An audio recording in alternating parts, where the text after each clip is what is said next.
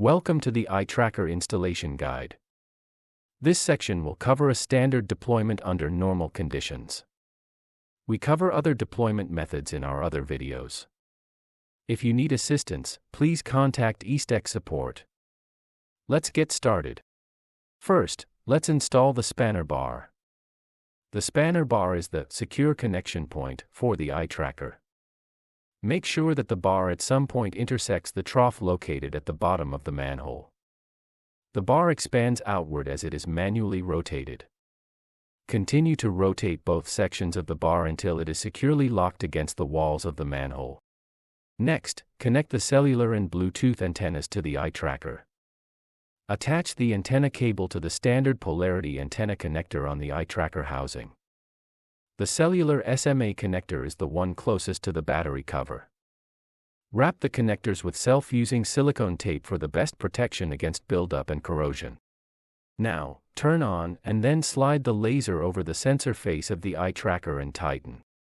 Connect an iTracker with the attached laser pointer to the eye bolt on the crossbar with one of the S-clips. Firmly grasping the chain, lower the iTracker so that it is suspended approximately 2 to 3 feet above the trough. You want to be centered and close to the outflow pipe for optimal measurement. Upon reaching a satisfactory height above the trough, attach one end of the S-clip to the chain and secure the other end to the eyelet bracket on the expansion bar. Once completed, make sure that both the eyelet bracket and expansion bar are securely locked in place. Now, pull both the iTracker and chain back up to street level. Remove and turn off the laser. You are now ready to configure the iTracker using the iTracker Connect app. The iTracker Connect app is available on the Google Play and Apple App Store respectively. Let's begin the iTracker configuration. First, insert a fresh set of batteries into the iTracker. Next, open the iTracker Connect app. Select Scan for iTrackers, Bluetooth. The iTracker will appear under the available iTrackers field. Choose the iTracker to connect. Please note that you are only able to connect one smart device to the iTracker at a time. After connecting, you will be taken to the live data screen.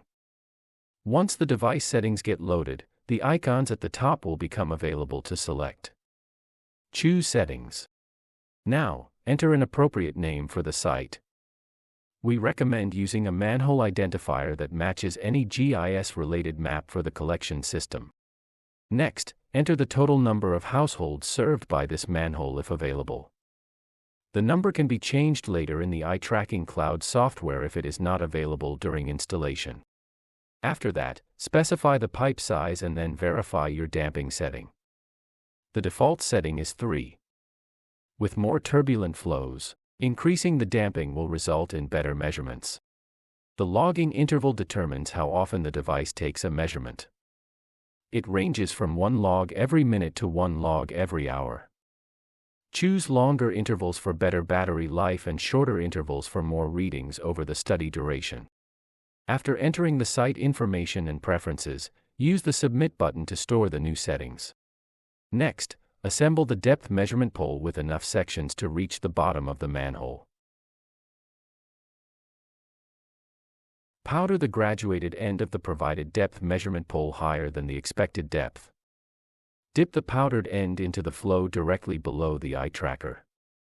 Allow the flow to wash away the powder to reveal its current depth. Enter the depth into the level box and select the Submit.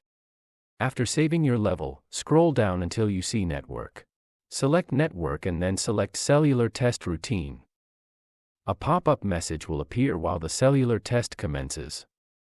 Once the connection connects successfully, the pop-up will disappear, and you will see, Cell Off, Settings Sent Successfully. We recommend placing the cellular antenna outside of the manhole for optimal cell tower communication. We cover this process in another video. Please note, cellular service is not guaranteed and may be affected by various factors, including signal strength, network congestion, weather conditions, and geographical location. Once you have completed the cellular test, you are finished deploying the iTracker. Finally, we recommend zip tying excess cabling to the spanner bar for organization and to keep the iTracker measurement field free from obstruction. At Eastech, we are committed to providing you with valuable insights and knowledge to enhance your experience and success in your endeavors. We thank you for taking the time to watch our tutorial videos. If you need further support, please contact Eastech Product Support.